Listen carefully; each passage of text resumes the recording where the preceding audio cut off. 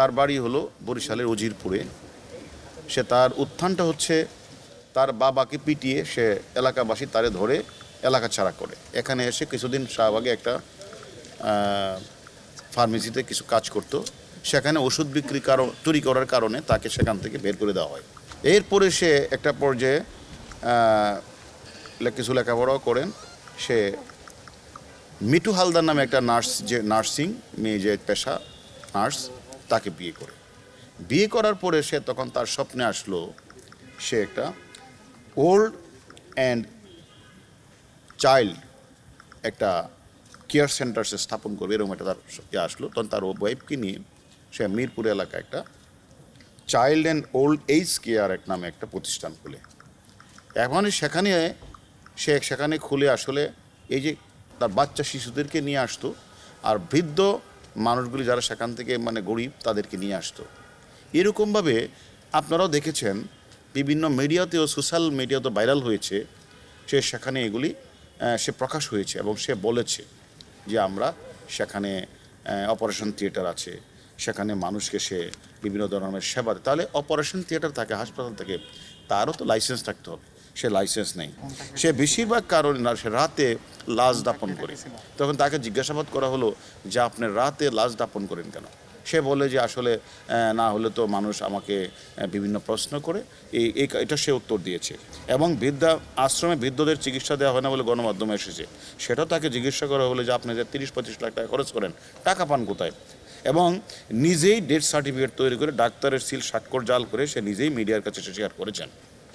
এবং আমরা এটাও জেনেছি যে সে ইতিমধ্যে 900 লাশ দাপন করলেও 835 সালের সম্পূর্ণ গরমিল কোনো ডকুমেন্টসে দেখাতে পারে নাই। এবং তাকে জিজ্ঞাসাবাদ করলে যে তুমি এগুলি লাশগুলির পিছনে তোমার কারণ কি, এই লাশগুলি তুমি রাতে দাপন করো এগুলি, তখন কোনো এক সময় দেখা যায় যে সেখানে পাশে একটা মসজিদ ছিল, সেখান থেকে প্রশ্ন উঠেছে যে কিডনির পাশে সেখানে রক্তের দাগও রয়েছে। তাহলে তার বিরুদ্ধে অজস্র অভিযোগ, যে অভিযোগগুলি আমরা তাকে জিজ্ঞাসাবাদ করব যে লাশগুলি রাতে কেন উনি দাপন করতেন। তার কাছে আমরা জিজ্ঞাসাবাদ করব তিনি নিজে যে স্বীকার করেছেন যে ডেথ সার্টিফিকেটটা উনি নিজে কেন তৈরি করেন, ডাক্তারের সিল স্বাক্ষর উনি নেন না কেন। এবং সেটা একটা অনেকেই যারা তাদের অত একটা বাচ্চা শিশুকে দিয়েছে, অত বৃদ্ধ একটা মানুষ তার টর্চার দিয়েছে, যখন তার খোঁজ খবর নিতে গেছে তাকে সে সেখানে টর্চার ছেলে সে তাকে কিন্তু পিটিয়েছে। এরকম আমাদের অভিযোগ আমরা পেয়েছি। যে সব কিছু মিলিয়ে তার বিরুদ্ধে অজস্র অভিযোগ আমরা পেয়েছি। এবং সে এই টর্চার সেলে সে বলেছে তার 2টা আশ্রম রয়েছে, একটা হলো সাভার, একটা হলো সেখানে সে 500-700 লোক রয়েছে। কিন্তু সে খোঁজ নিয়ে জানা যাচ্ছে সেখানে 20-30 জন 40 জনের বেশি সেখানে লোক নেই। এবং আমাদের কথা হলো আমরা তাকে নিয়ে এসেছি এবং কিছু অভিযোগকারী রয়েছে, তারাও মামলা রুজু করবে। আমরা তাদেরকে রিমান্ড এনে জিজ্ঞাসাবাদ করব যে কত সংখ্যক মানুষ তার এনে চিকিৎসার জন্য গিয়েছিল, কত সংখ্যক মানুষ মারা গেল, সে কি আসলেই এই সকল তার তথাকথিত থিয়েটার মানে ইয়ার নামে সে সেখান থেকে সে যে স্থাপন করেছেন, সেখানে যে তার ভিতরে সে যে অপারেশন থিয়েটার, সে অপারেশন থিয়েটারের মাধ্যমে সে সেখান থেকে কিডনি বিক্রি করেছেন কিনা আপনারা যে অভিযোগটা করেছেন সেটাও আমরা তদন্ত করব। এবং কেন সে নিজে ডেথ সার্টিফিকেট নিজেই স্বাক্ষর দিয়ে তৈরি করেছেন, ডাক্তারের স্বাক্ষর কেন নেন নাই, সেটাও আমরা খুঁজে বের করব।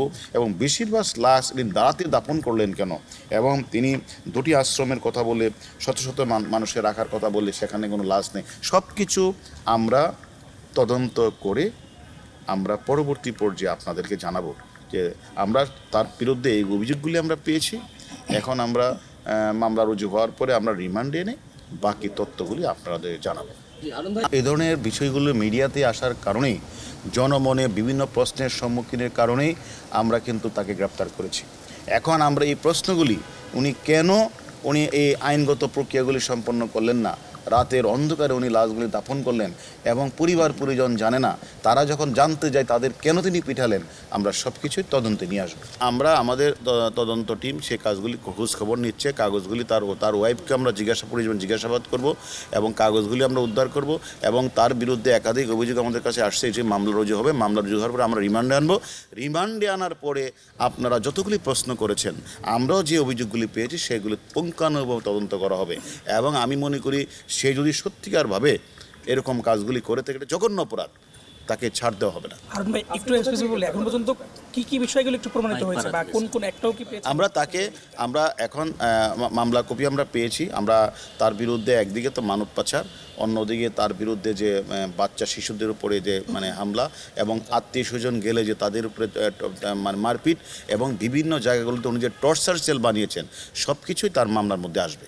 সেখানে আমরা তো সেখানে এটারও খোঁজখবর নিচ্ছি সে তার কাজটা কি, সেখানে তার সে তো আর এগুলি দেখভাল করার কথা না, সেখানে তার লোকজন আছে কি না অ্যাকচুয়ালি এখন স্বাভাবিকভাবে চলবে এবং তার কাছে আমরা জিজ্ঞাসাবাদ করব এটা আসলে তার বিরুদ্ধে যে ভয়ানক তথ্য আসছে তাকে সেই সব কিছু তো আমরা তদন্ত করে যদি মনে হয় যে সকল অভিযোগগুলি এসেছে মামলায় যে আলামতগুলি আছে সেগুলি তার বিরুদ্ধে সুস্পষ্ট অভিযোগ নেই, সেক্ষেত্রে আমরা আইনগত প্রক্রিয়া যা করে সেটাই করব।